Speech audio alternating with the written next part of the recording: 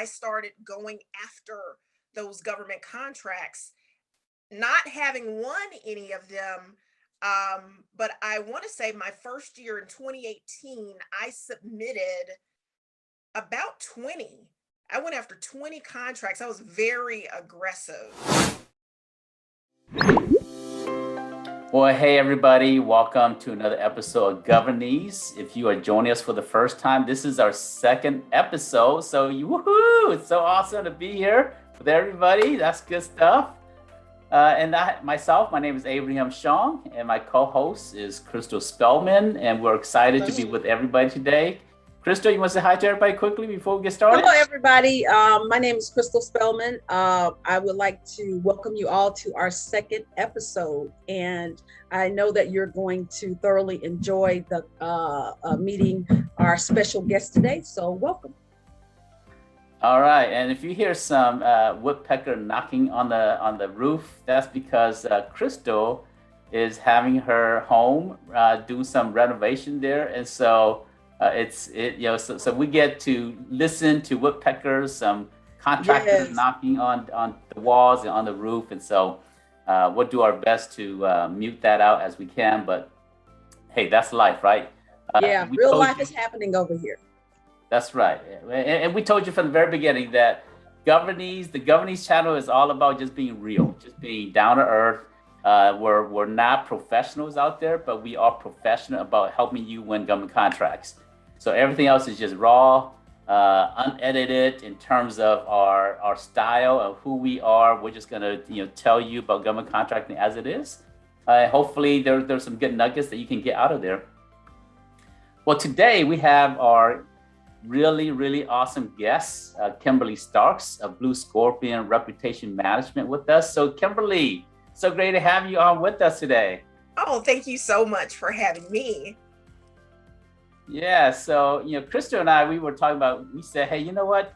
The first episode, Crystal was our guest because it's natural that we highlight her. She's a co-host of the channel, but also our first guest. So we were just thinking, who should we invite to be our second guest? And we both said, hey, you know what? Let's get Kimberly. And so we're so glad you're here, Kimberly. Oh, thank you so much. And I'm so honored that you all selected me as the second guest on the show. Thank you very much. Yeah, technically you're the first guest. Really you are. Yeah. You really are. Yeah. Exactly. So the Governese channel is all about the government contracting space. And we call it Governese because this is where we teach you and teach our audience how to speak the language of government contracting or the procurement language. And I know you've been around myself and Crystal and the government contracting space for a few years now. So it's really good to hear you. And what we want to do is we want to just kind of have you share a little bit, about you, your company, and so forth. And so we'll just chit chat back and forth a little bit. And hopefully in that journey, there's some great lessons learned from there, and then all of our listeners and viewers can kind of get some good, I call it nuggets from being part of this episode here. So Kimberly, let's get started here. So tell me about your background and from professional perspective, and then we'll start with that question there. Sure. So I started out professionally as a reporter. Oh, wow. I was a print reporter at the Savannah Morning News, and I moved on as an intern at the New York Times. I also served as an intern at the Chattanooga Times Free Press, and then stayed there for a few years working a number of beats. And I ended my print journalism career at the Marietta Daily Journal, the paper of record in Marietta in Cobb County, before jumping over into PR, serving as the spokeswoman for the Georgia Lottery.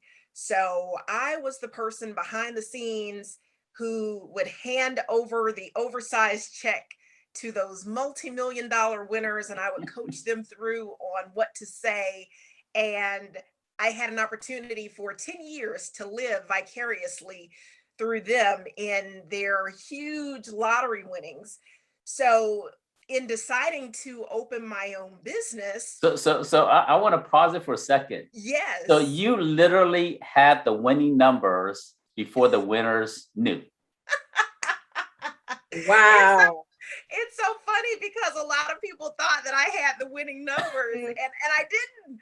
But there would be times that I would share with people, you might want to play this game or you might want to do this, and they would win. And it would just be so hilarious. Awesome. Yeah. So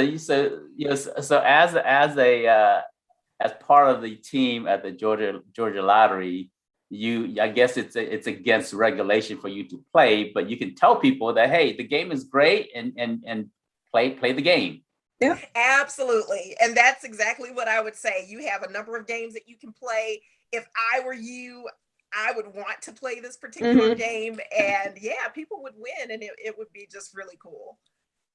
But I will have to say I contributed to your success there because I bought a few lottery tickets myself. Not that the lottery is going to be the savior of my life, but I do it because the proceeds of the lottery goes to the school system, scholarships, and to the educational community. So I did that, because me, I don't win, right? So I know that my involvement with the lottery is to help contribute to the education of the school system. So that's kind of how I participated. Yeah. Go ahead, Kimberly. No, I was going to say, that's a really good thing that you mentioned, because the Hope has benefited so many students throughout the state, including me, in being able to go to college. Yeah. Yes. And I benefited from the Hope Grant as well, because even after having a 4-year degree, I decided to go back to school, to a technical school. And I was able to do that with proceeds from the Hope. Now they call it what, scholarship, but back then, back in like 95, it was the Hope Grant. And so I was able to complete that program free of charge through the proceeds from the Georgia Lottery. So, hey, it helped me. I'm a proponent. So yeah, every now and then I'll grab a ticket myself. That's amazing. Good. So with a dream job like that, why did you leave a dream job like that? And what did you move into? For a number of years, it was a dream job. I was at the lottery for 10 years. And at the point that I decided, well, I don't want to do a 9-to-5 anymore. I want to open and operate my own firm. I decided to start taking courses to learn how to start my own business. And I took a course with Operation Hope, going after those government contracts, not having won any of them. But I want to say my first year in 2018, I submitted about 20. I went after 20 contracts. I was very aggressive. When you're submitting a bid or proposal, you are only actually competing against, on average at the federal level, competing against about 7 other bidders. So the odds are really good. I mean, 1 out of 7 is pretty awesome. So I will leave the lottery system and bid on government contract, because that's the odds are in your favor. I would agree. Yes. Well, that's good. So tell me how it was for you in terms of starting your business and maybe some challenges that you ran into in just starting your business and trying to get going. I have been blessed in starting my business. I am a social butterfly, and I love to meet people. I love to learn, and I love to hear about other people's stories. So in going through that journey of meeting people, networking with people, that is how I learned about the Government Contractors Association. Like I mentioned before, Operation Hope gave just a sprinkle, but when I learned about the Government Contractors Association, I was hooked. And the association has taught me everything that I need to know about government contracting. And so I think that I've been really blessed in that regard, in that I've received a lot of training and being able to navigate the government contracting space as a result of being very studious in attending the virtual courses, sometimes appearing in person, but it has really helped me along that journey. Okay, great. Yeah, and as a matter of fact, the Government Contract Association is a sponsor of the Governese channel, so we're grateful for their sponsorship of this channel here. So thanks for putting a plug for them. Absolutely. I've been a member of the GCA since 2018. I started the business in November 2017. And just a few months after starting my business is when I started attending the sessions at the GCA. Okay, awesome. Well, so with that, this segment here, we talk about how you won it and how I won my contract. And so tell us how you won that first contract. And yeah, I think our audience would really love to hear. One is for inspiration. Two is because there's probably something to learn from watching you share what you've done to be successful. Now, I'll tell you, it has been a journey, but a good journey in learning about how to win contracts. And again, I really attribute the success to the Government Contractors Association. I really enjoyed the fact that one, Abe, you took the time to sit with me. I don't know if you even remember this, and we had a one-on-one, and you broke my business down and said, here's what you need to do. And, you really walked me through the steps. And so that's one thing.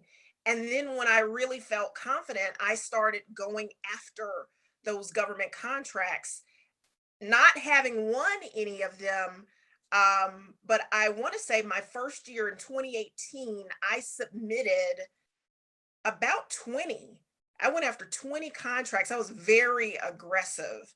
And again, that's because of the confidence that I had from attending the courses. I was very studious in attending the courses.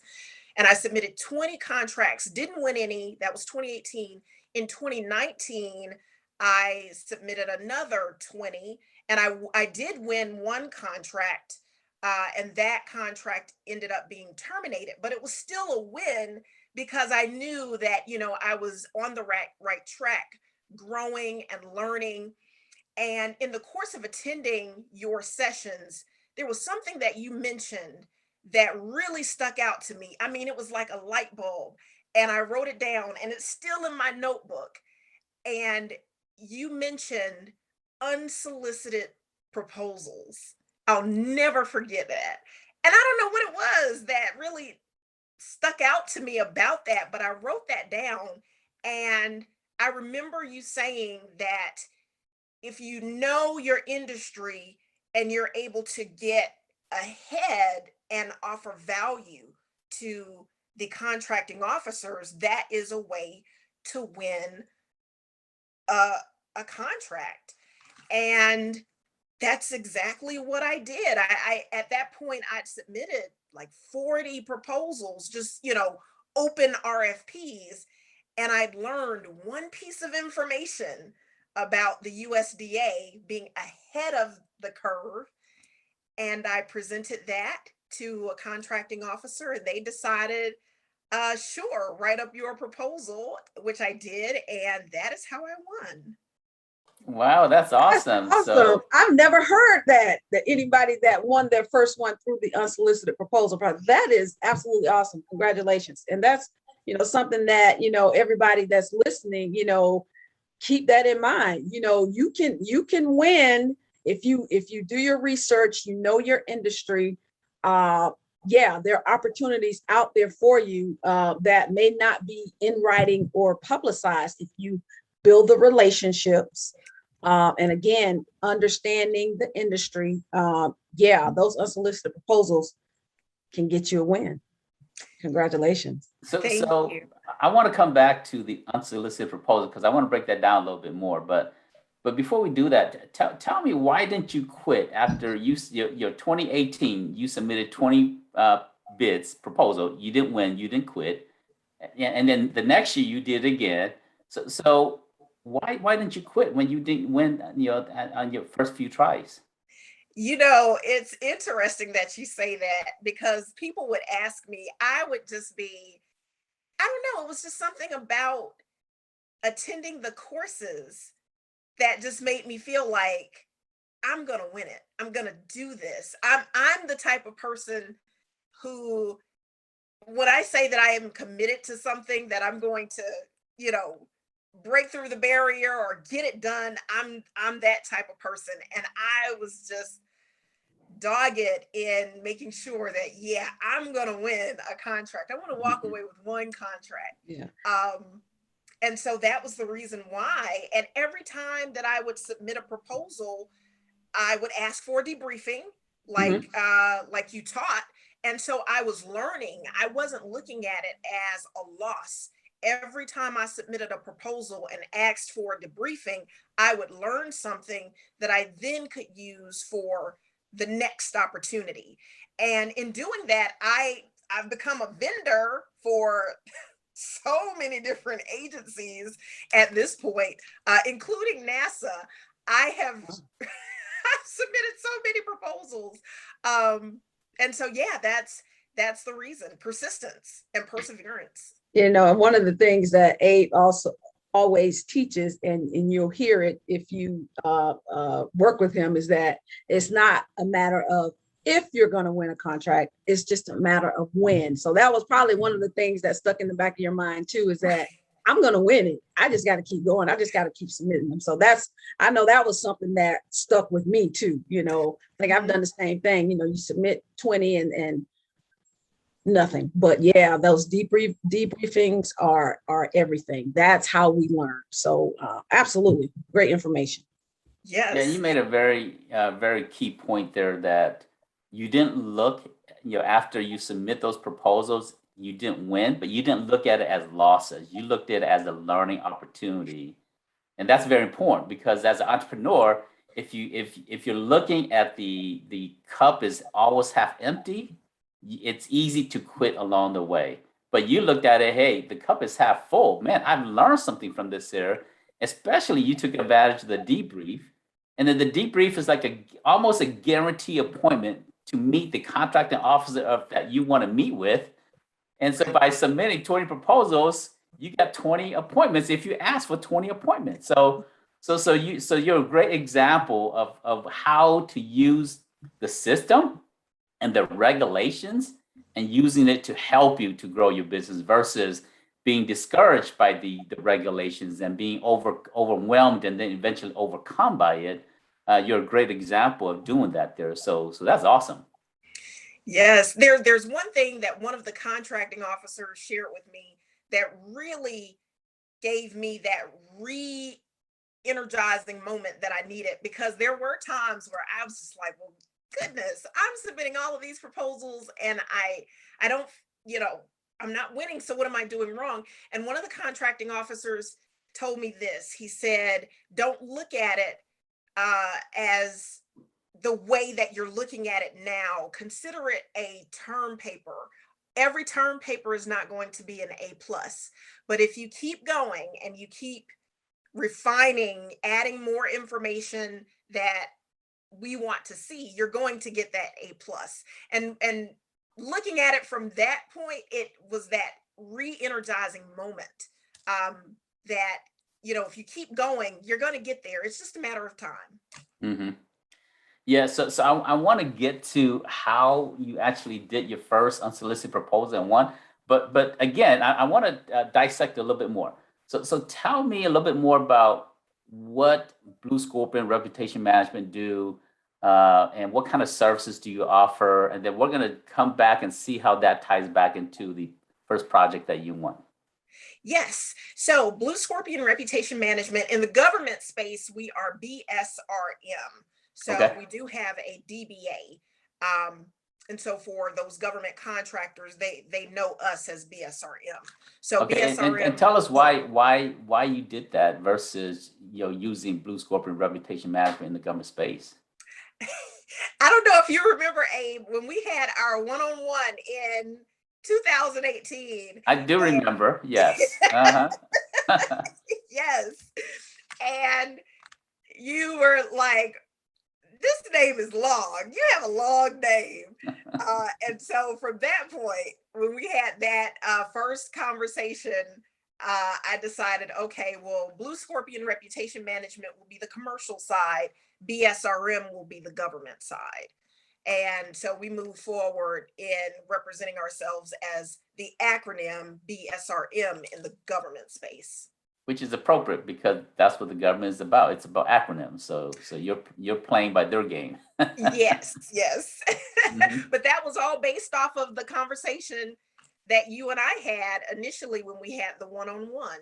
So with BSRM, we provide public relations, marketing, digital marketing, and advertising, but we're known for our reputation management, our market research, our media strategy, and our crisis communication. Well, that's awesome. So tell me how did you go about researching what is a unsolicited proposal and how did you put together your first one, and share with us that process there. Well, again, it was all about attending your classes. You first introduced that to me personally in a course that I had taken. And again, I was very studious. And so even if you didn't see me in person, I was there in the virtual setting. This is before COVID. You would have that option, the virtual option. So if I wasn't able to make it in person, I was there listening virtually. At one time before COVID, I actually had a team of interns, and I would even have them sitting in class taking notes if I wasn't able to be there in person. So that's just how dedicated I was in making sure that I had a really good understanding of government contracting and the do's, the don'ts. And not only just being in class, but really being studious, applying those techniques, studying the notes that were taken from the courses and actually applying them to my work. So with the unsolicited proposal, I think where I'd gotten a leg up is first being in the know of the industry. So BSRM, we're specific to the agribusiness industry and the video gaming industry. And we'd been invited to a conference in Bartow County. And I can't remember how we were invited to this particular conference. I don't believe that it was open to a large group of people because this was pre-COVID and it wasn't a lot of people who showed up for the conference. But anytime someone sends an invitation for me to be somewhere, I typically try to accept. And I'd gone and I networked. There were a number of CEOs that were there, people who were deeply involved in the industry, and a number of lawmakers who were there. And for some reason, there were lawmakers on one side of the room, the CEOs and the other industry focused people on the other side of the room. And there were different conversations happening at the same time. Well, me serving in that middle ground, wanting to be in the know, I was dipping in and out of both conversations. And what I'd learned from being a part of both sides of the conversation was that the USDA did not have a singular registry of non-traditional farm settings. And what I mean by non-traditional farm settings, that is a registry of your urban agriculture farms, your aquaponics, hydroponic farms, anything that you would consider to be out of your rural farm setting. And so having this information, I offered the contracting officer of the NRCS, which is the Natural Resources Conservation Service, one of the 29 agencies under the USDA. I'd invited her out for coffee. Now we'd already, going through that process, established that initial relationship. And so when I offered coffee, why don't we get to know one another a little bit more? Let's have coffee. And so we went out for coffee, and I started, to talk about how I could better serve the USDA, being equipped with the knowledge that I had. And she suggested, well, let me make an introduction. And she introduced me to another contracting officer. And together, the three of us talked about it. And they said, you know what, you're on to something. Put together a formal proposal and let's run it up the ladder and see where it goes. And I put together the proposal. There were several iterations.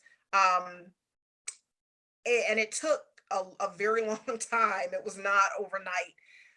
However, what I was doing in the process and what I did not know is that I was writing my own contract. And so by the end of it, I'd written out what I was doing, how I was going to do it, how I am to report to the USDA, how I'm getting paid. I wrote everything by the end of it. And by the time I was done, they said, okay, we just need for you to sign right here. And I signed the paperwork and it was my contract. Wow, that's just totally awesome. So in doing that there, it led to where it became a non-competed. That's what unsolicited proposal is, right? You are the only source because you identify a problem that they have, and then you propose a solution. And because they didn't know they had, and they sometimes know that they have a problem, but sometimes they're not always aware of a solution. And so in that situation, they kind of have a hunch that, hey, we know we got some issues, but they weren't necessarily at that time looking for a solution until you presented a solution to them. And then you have craft the requirements, and then you were the most qualified company, and they sole source the contract to you. That's awesome. Yes, thank you so much. Very excited about it. Mm-hmm. So tell me about, are you okay sharing the dollar amount? Because that's what people want to know. It's kind of like they want to know that I can do it also. So if you're okay, can you share with us the dollar amount of that first contract you got with USDA? Yes. So the dollar amount for the USDA contract is for $125,000. Ooh, awesome. That's good stuff. And that's actually really important because a lot of times small business trying to get into the government market, they want to go and win a $10 million contract. And that's not the way to start. You start by going after a $50,000 project, $100,000 project, and you are actually the ideal, you've taken the ideal path of how to get started in the government market. So I'm glad that you took that path there.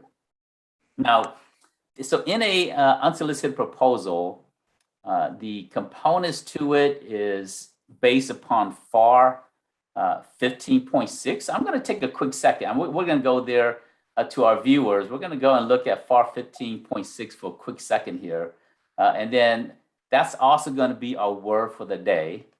So for those of you joining us, again, we are talking about how Kimberly Starks won her first government contract doing a unsolicited proposal process. And she used a method that very few small businesses know how to use or even try to use it.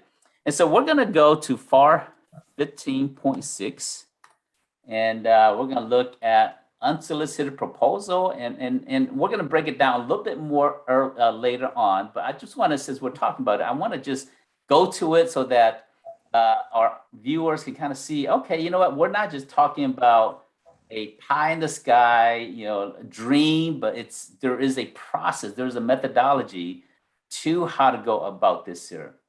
So FAR 15.6 is the unsolicited proposal process.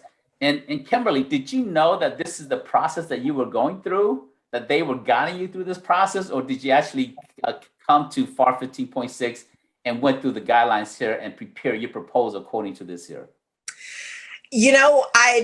I was following the notes from the GCA's classes, but I had not gone to 15.6 specifically. Okay, yeah, because in our class, I actually gave you the content of what goes into unsolicited proposal. Mm-hmm. So in fact, let's look at it right here. And that's the beautiful thing about understanding the regulation. Like some of you out there, if you're watching this series, you're like, I don't want to read the FAR, right? But the FAR helps you to win government contract. Because the FAR 15.60-05 here, it talks about the content of the unsolicited proposal.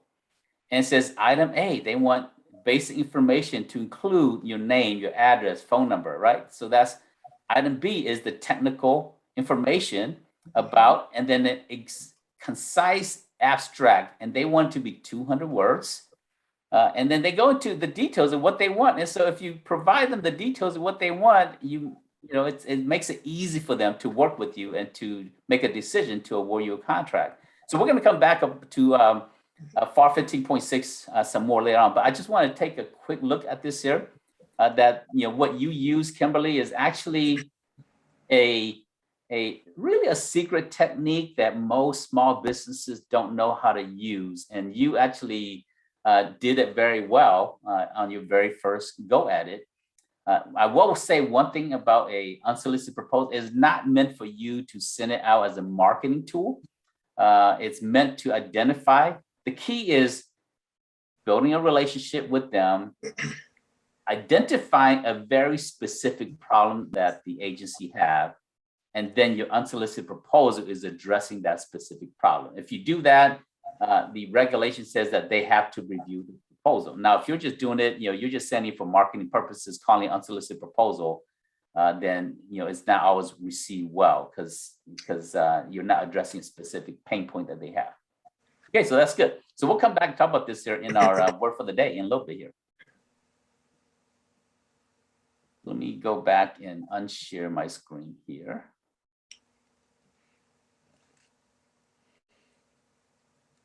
Okay, so tell me, and I want to go further back because you said something very important earlier, and we didn't get a chance to dive into it. You talked about the debrief. In the debriefs of all the, you submitted about 40 proposals before you won your first one. Yes. And so tell me what you asked. How did you ask for the debrief, and when you were in the debrief, those sessions itself, what kind of questions did you ask them, and what you got out of those debriefs? That's a good question. So I would always position it when I would receive the notification that I didn't win. I would always in the reply position it, well, even though I didn't win, I would love to establish a relationship, and I want to get to know more about your agency and how we can better serve your needs. I'd like to request a debrief so that we can achieve that. Let me know, of your availability. And usually they get back and say, this is the day and time.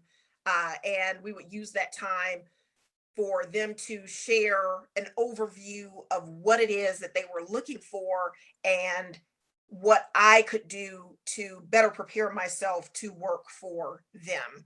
And as a brief example, that would include, well, in this particular section, you could have included more information, which would have let us know that you know about X, Y, and Z. And I would know, okay, so I need to tighten up in this particular section for the next go round. So spending that time, it would be about 30 minutes. But one, I was planting the seed because I was letting them know I want a relationship with you. It's not just about me winning. I want for you to win too. And so I think, people remember me because of the way that I framed how I wanted to be able to learn from that opportunity, which, in the end played well. Mm-hmm. Yeah, and and I think you say it very clearly. It's really just about relationships, and you did a great job of using that. In some eyes, it's a loss, but to you, it's a win, an opportunity to win a new relationship from submitting that bid there. And then you also did coffee.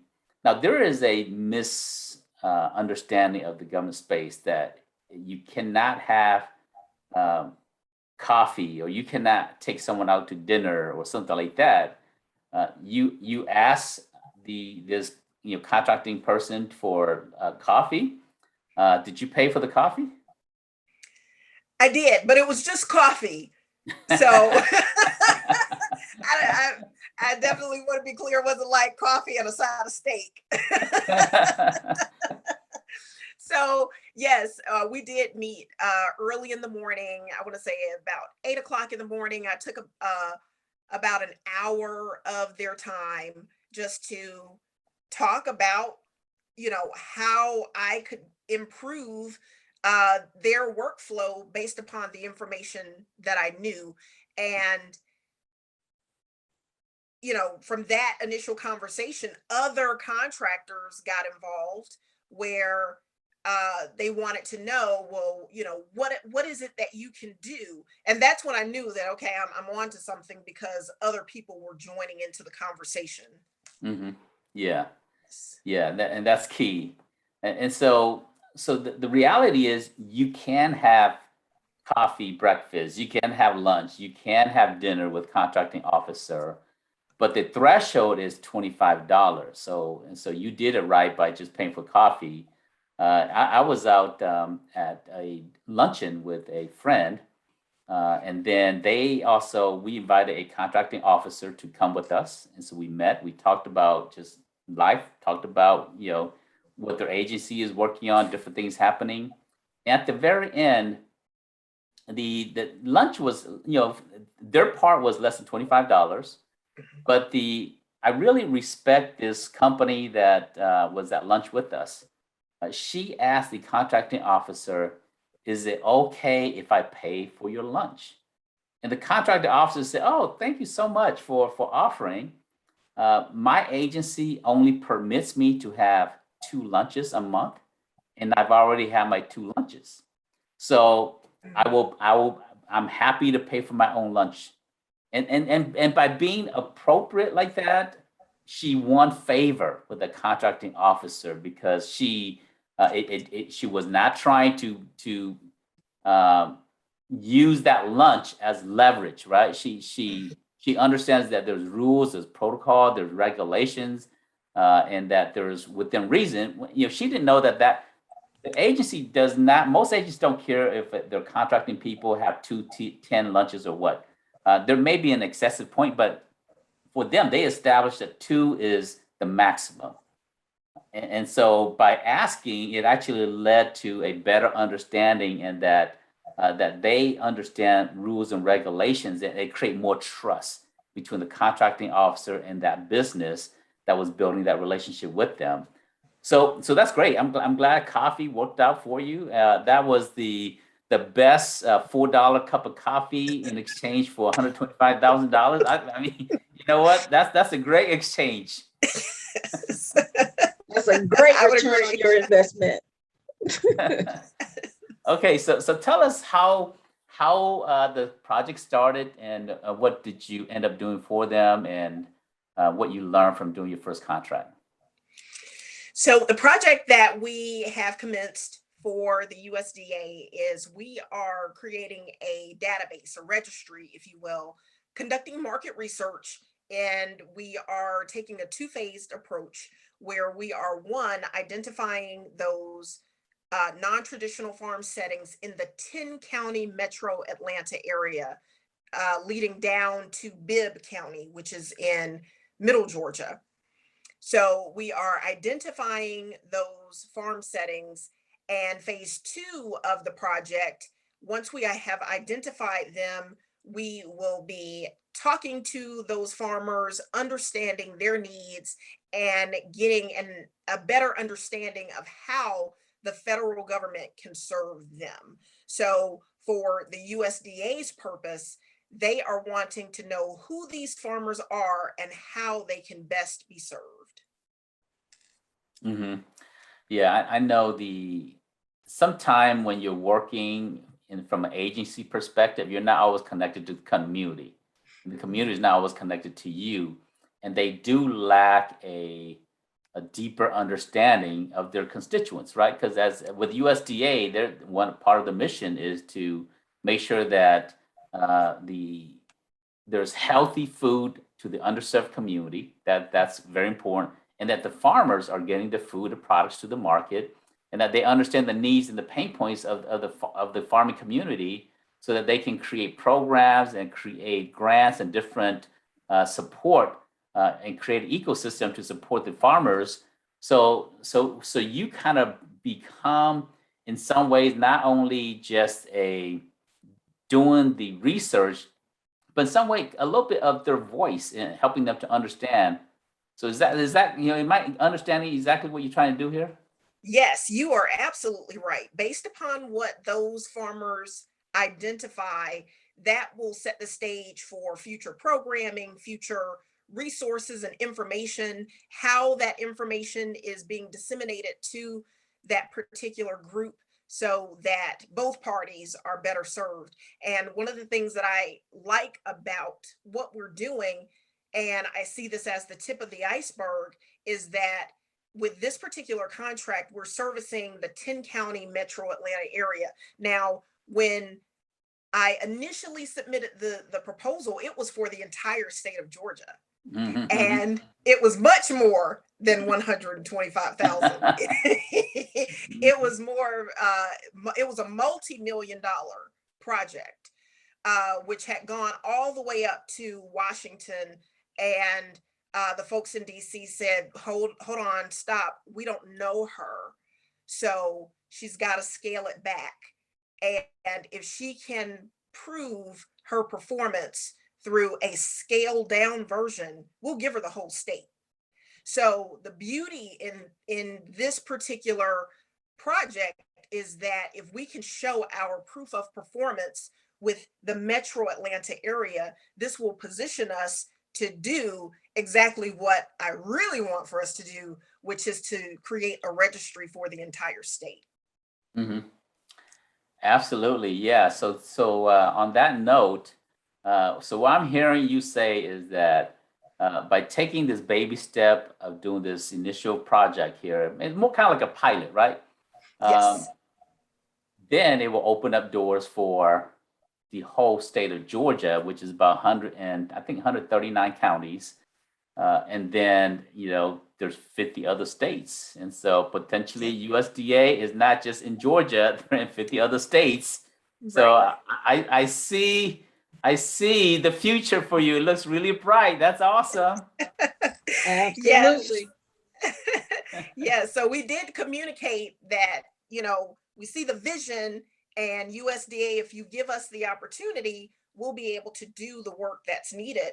And they were on the same, level as us, but they did need to see us perform first, which, of course, we're going to knock it out of the park. Yeah, on a side note, there is a platform called GovGenie, and they have a pilot with the state of Georgia also. Okay. And so they're doing where they're looking at how government contracting is being spent in the state of Georgia, and more so tied with the DOD, not with the USDA, but more so tied how DOD money is in the state of Georgia, and how funds are getting to contractors and the business community. And so we probably want to explore something like that a little bit further. I can kind of introduce you to the GovGenie team and see how because they already have a platform, a software. And so, phase 2, what you're trying to do may require instead of developing millions and millions of dollars of software, they've already spent the money to develop a software that can save you a lot of pain points. So we kind of explored a little bit more on that about GovGenie at another time. I'd love to. I have an idea around that that I'd love to talk about, sidebar. So yes, absolutely. Okay. Well, see, opportunity happened right here on the show. Right here. That's good stuff. Yes. So one of the questions I had, I wanted to, as far as doing work with the government and then doing projects with the government and then your projects that you've done outside of the government, how would you compare working with the government as opposed to working in the normal non-governmental sector? Is there a difference? The way that we're structured here at BSRM is that with our commercial clients, we work with them on a weekly basis. We have what we call our cadence meetings. So we have a dedicated day and time that we meet and we discuss, and consult on a weekly basis. With the government, what I've noticed is that you really have to be a self-starter, and you have to hold yourself accountable, because those people who are in the office, they don't have time to meet with you on a weekly basis, and they don't really care what you have going on, just so they know that when you say that you are going to deliver the goods and services, you better have those goods and services intact on the day of the deadline. So Absolutely. that's the biggest thing that I've noticed. And so with that regard, the fact that we can operate in both avenues has been really helpful. But yes, you definitely have to be your own self-starter when it comes to the government. They're not going to breathe down your neck. Absolutely. Great point. And And I just know for that. results. I mean, Yeah. Mhm. Yeah. Yeah. I know that to be true myself. Yes. Deadline time, they want what they asked for and what you've said that you will provide to them. But yeah, in between, you're working it, working and executing on your own. So yes, absolutely. That's a great point. So are you using any type of bid matching or capture management tools to help you in identifying government contracts and managing the process? So any type of tools what are you using?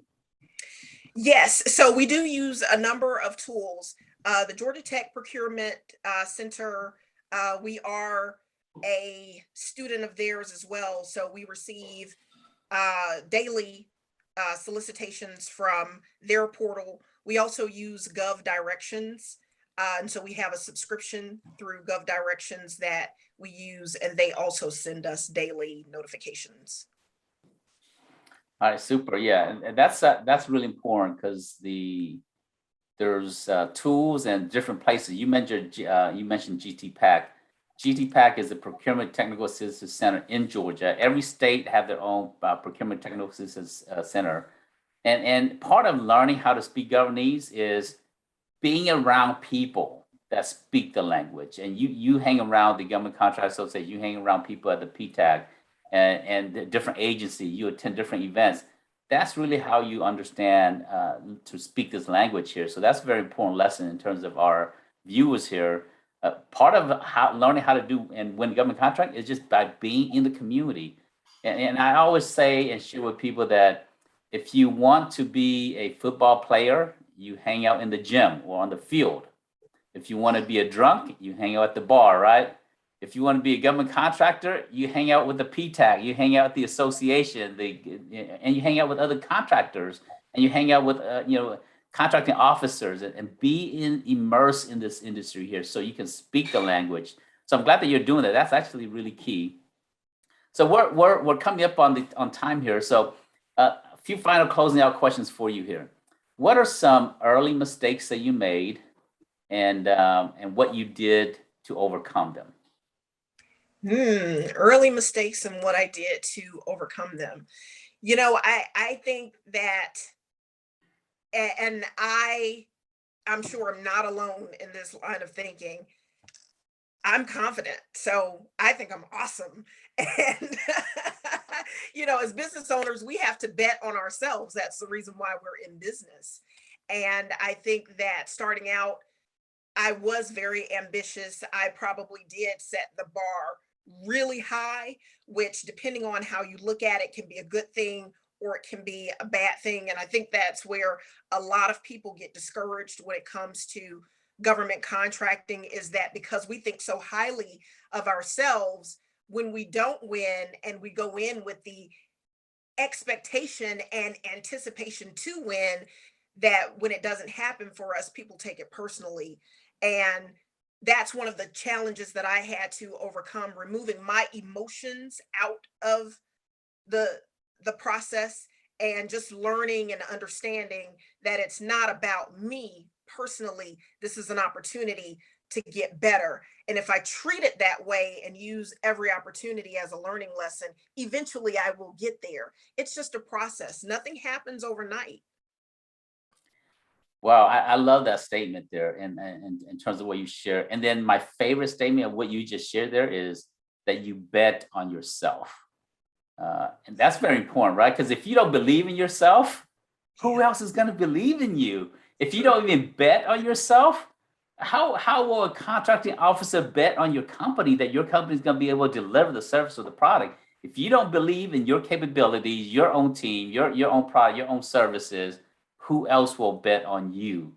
So I think that's a great takeaway. I'm gonna borrow that, and I'm gonna apply that to all my other classes and teachings Okay. and things that we do here.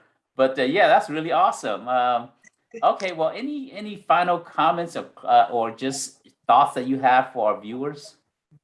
Yes, I really want to take this opportunity to thank you, Abe, and to give you your shine, because in attending your classes, the first course that I took, I didn't know. I just, I'd received that inkling that this is possible, but the GCA really opened my eyes to see, oh my gosh, this is a real thing.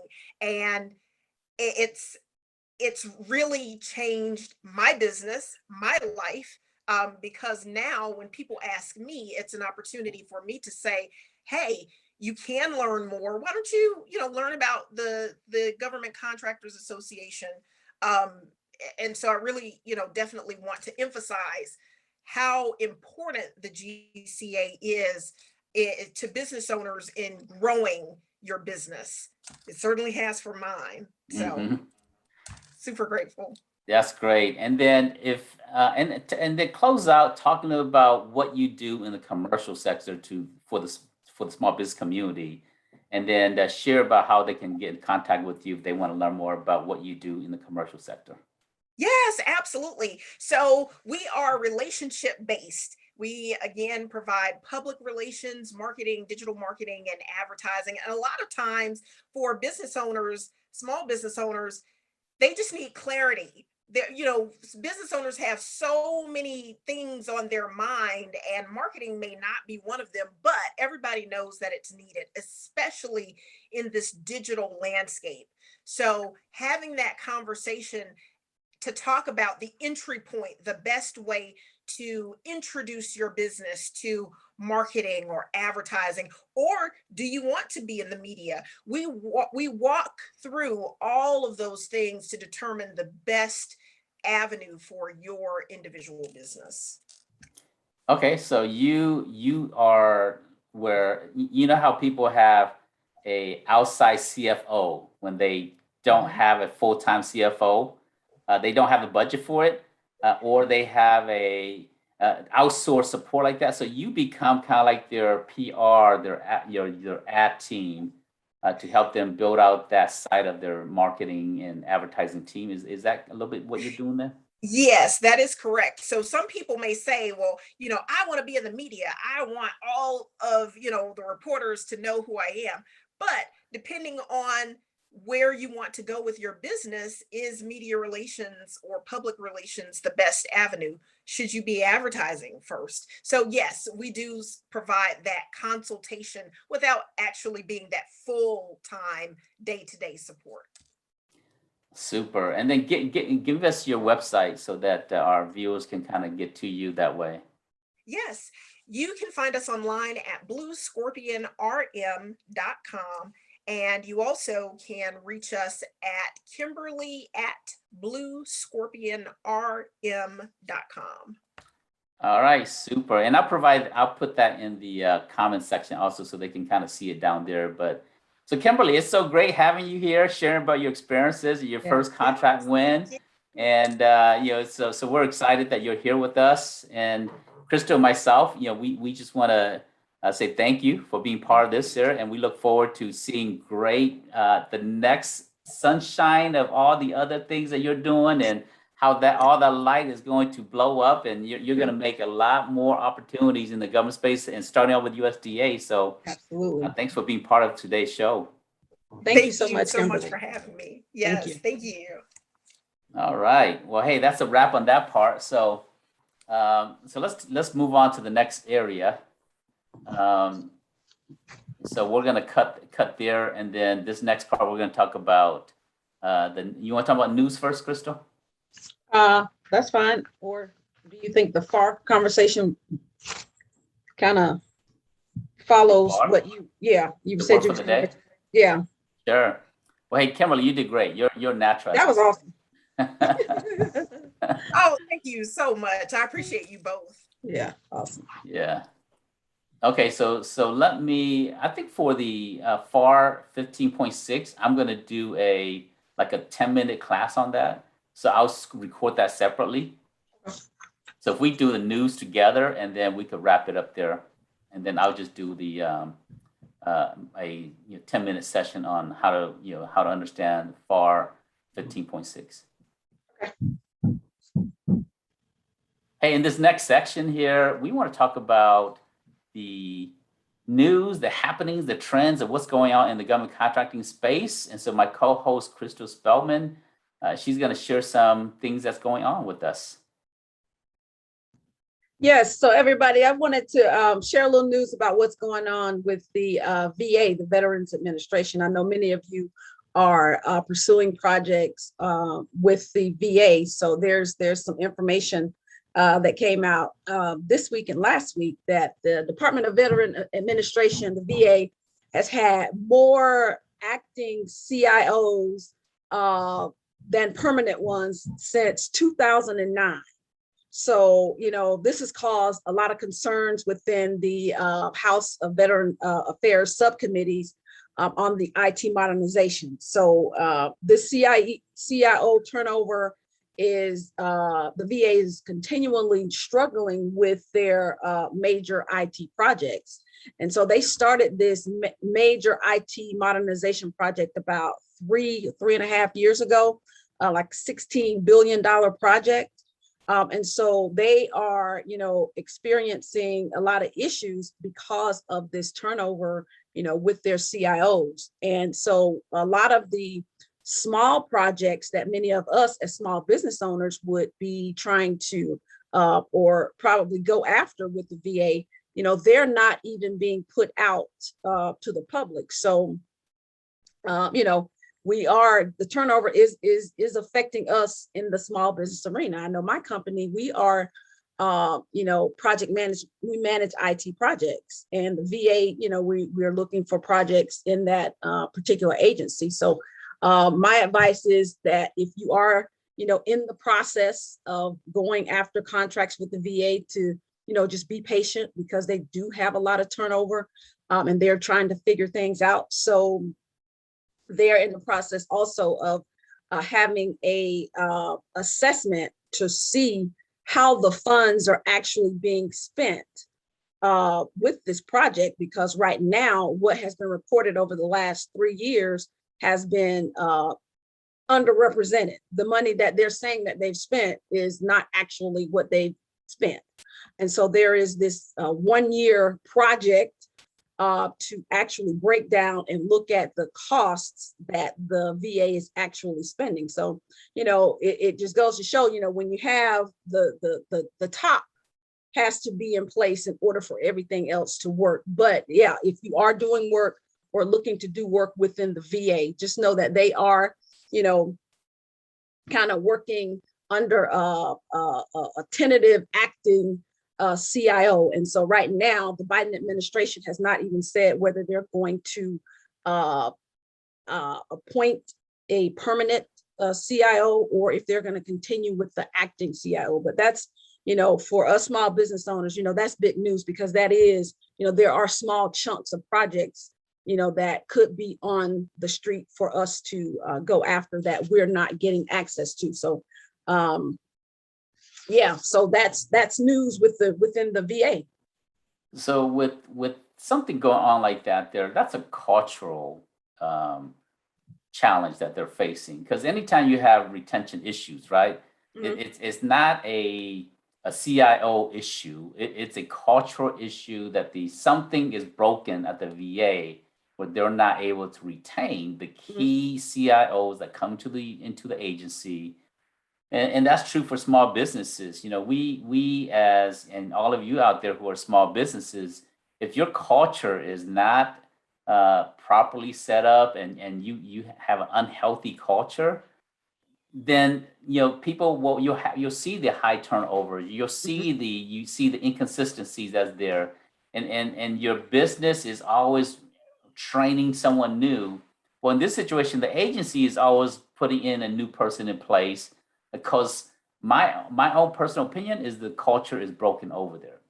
Some type of unhealthy culture has developed, and it may not be one person's fault, because usually culture is not always just one person's fault. Culture is a collective issue, and usually, a key leader can make a big change to set the culture in the right direction, but they're probably missing that, and so it is concerning that they have such a high turnover, because we have so many veterans out there, and the Veterans Affairs is a key component in terms of supporting the needs of the veteran community, the military community. I remember, some of the billions of dollars you're talking about, Crystal. There, one of the key initiative that the VA set out to do was they team up with the Department of Defense, because these are sister organizations, sister agencies. Yes. So they teamed up together, and they were going to roll out an EHR, the Electronic Health Record System. And this is the project that I'm mentioning now. Yes. Yes, there's been billions of dollars, and then the DoD and the VA says, you know what, this is not working out, and so they parted ways. And they were gonna, I believe they were gonna develop a whole new system, billions of dollars down the drain. So now they're actually partnered with commercial off-the-shelf software, retooling some of those there, and so it's stemmed back probably over a decade. Because EHR, I think the EHR projects has been ongoing for a long time. So, yeah, well, we hope that things start to get better, because if the VA creates a healthy culture, that means it's going to create a healthier atmosphere for you as a business owner to continue to do work with the VA. And I know one of the things that with some veterans that I've had conversations with, and I don't know all of the people who have led the acting CIOs, but the concern was that the people being appointed to lead the VA are not veterans, so they don't understand, the veteran needs and community. So that may be also still an issue that they have at the VA. But that yes, sounds like a problem Kimberly can solve, because part of with anything is you got to understand your audience, right? Yes. You can't put somebody in there who does not understand the pain points of the people that they're serving. Yeah. All right. Any other news you want to cover? that's all I have for today in government news. Okay. Well, hey, next we're going to talk about unsolicited proposal and how that can be a tool, just like how it helped Kimberly Starks win her first contract, how that can be a tool to help you win your own contract. So stay tuned. We'll come right back and we'll talk about how to dive deeper into unsolicited proposal. And with that, it's a wrap today, folks. You just saw Kimberly Starks talk about how she won her very first contract through an unsolicited proposal. Well, now I'm going to take a few minutes and dive in deeper with you about what is an unsolicited proposal and how you can take advantage of it. So let's dive in. So FAR 15.6 is really what we're addressing. So let me go ahead and share my screen. All right, so we're going to go to FAR 15.6, where it talks about unsolicited proposal. And if you're not sure how to get to here, just go to Google and put in here FAR 15.6, and it's going to pull you up to acquisition.gov and take you right to it. So FAR 15.6, unsolicited proposal. And I want to go to 15.602. This is really where I want to kind of talk about why this is important for you. It is the policy of government to encourage submission of new and innovative ideas in response to broad agency announcement, small business innovation research topic, small business technology transfer research topics, program research and development announcements, or any other government-initiated solicitation or program. Now, here's the key part. When the new and innovative ideas do not fall under topic areas publicized under those programs or techniques, referring to these up here, says that when what you have does not fall under these here, the ideas may be submitted as unsolicited proposal. So if the government has a pain point, they have a problem, they don't know that you have a solution for it. It's new and it's innovative. And then you submit using unsolicited proposal. So that's really where Kimberly used to win her first contract. After submitting 40 proposals that she did not win, the key thing is she didn't quit. But then she learned about unsolicited proposal and she submitted one to the USDA and won her first contract that way. So let me bring you the parts of an unsolicited proposal. So these are the parts here. There's 3 basic sections. Part 1 is the company information, business name, address, and so forth. And then list all of that there. And then part 2 is the technical information, where you talk about you do a 200-word abstract, the objective, the methods, the analytical approach, list of the tasks, deliverable, timetables, human resource loading charge, all of these different things here. And then part 3 is your supporting information, where you talk about the price, the labor, and the benefits to the government, and key personnel, your direct costs, anything that's tied to your budget in terms of what you're proposing to the government, indirect costs, fees, all of that, duration of the term. So how long is this unsolicited proposal good for? Usually 6 months is a good minimum suggestion to start with. And then the type of contract preferred. So here you want to list out, do you prefer that they sole source it to you using women-owned, 8A, HubZone? Do you prefer that? Usually you just put in here that you prefer it as a sole source contract. Because if you write this unsolicited proposal and you're the only one that have the innovative solution, they're not going to buy in the open market. They're going to buy from you. So just put in here a sole source 8A, sole source, direct award through sole source.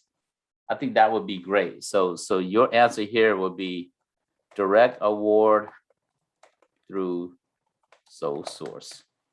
And that should be a good answer right here. And then your capabilities, and then all of these other things down here. And if it's a major project, then your accounting, you want to address your accounting that it does have the ability to do cost breakdown and so forth. But that's it. That is what you want to submit.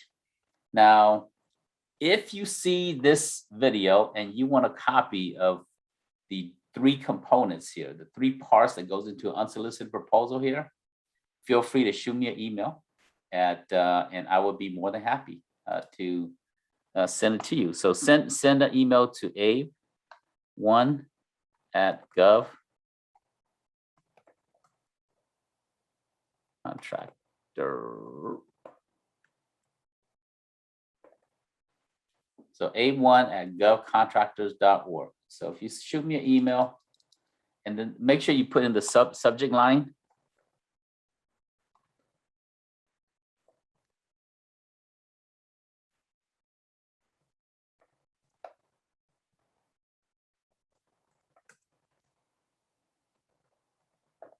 So make sure you put this here, because I don't open, I get hundreds and hundreds of emails a day. But if this is your subject line, I will open it and I will get you this template here for you. So you can kind of use that to kind of get started. That is for your unsolicited proposal. Thanks for joining us for another session of the Governese Webcast. We appreciate you, and make sure you subscribe. Make sure you click on the notification bell. And until next time, I will see you in the next episode. Peace. Hey, I want to take a minute to say thank you to our sponsors of the Governese channel here. And if you're watching this here, please visit our sponsors, and because they make it possible for us to do the Governese channel. Our first sponsor is the Boom Group. The Boom Group is a benefits organization. They do benefits solutions to fit your needs. The Boom Group provides fringe benefit solutions designed with the competitive government contractor in mind. They offer compliant healthcare benefits designed for contractors working under the Service Contract Act, or SCA, or Davis-Bacon Act, DBA, and state prevailing wage and local living wage laws. The Boone Group builds better fringe benefit solutions for government contractors with our 3 C's approach to benefits: compliance, competitiveness, and cost savings. Learn more about the Boone Group at www.boongroup.com or BOOGROUP.com. That's www.boongroup.com. Our second sponsor is GovGenie. GovGenie, stop wishing, start winning. GovGenie is on a mission to democratize government contracting opportunities for small women and minority-owned businesses. Their objective is to change the disparities for small businesses in the $2 trillion government marketplace. GovGenie is like LinkedIn for government contractors. It is a social CRM unifying the fragmented government procurement lifecycle and uses AI and ML to help users to socialize, foster relationships, find bids, search for teaming partners, manage proposals, source industry events, and facilitate the capture management process. This saves you, the user, money and time with one streamlined platform versus many other disparate software out there. Learn more about GovGenie at govgenie.com. GovGenie.com. GovGenie.com. And our third sponsor is the Government Contractors Association. The Government Contractors Association, or GCA, is a national trade association comprised of commercial contractors, small and large companies, and government agencies, federal agencies, state agencies, local agencies, government staff, universities, nonprofits, and many other entities out there. Their vision is to create access to help small businesses to get into the government market, to open doors for commercial companies into the government marketplace, and to support government agencies in accessing more qualified contractors. Their mission is to educate, facilitate, and advocate for their members based on becoming the premier government contract association with their 3 pillars.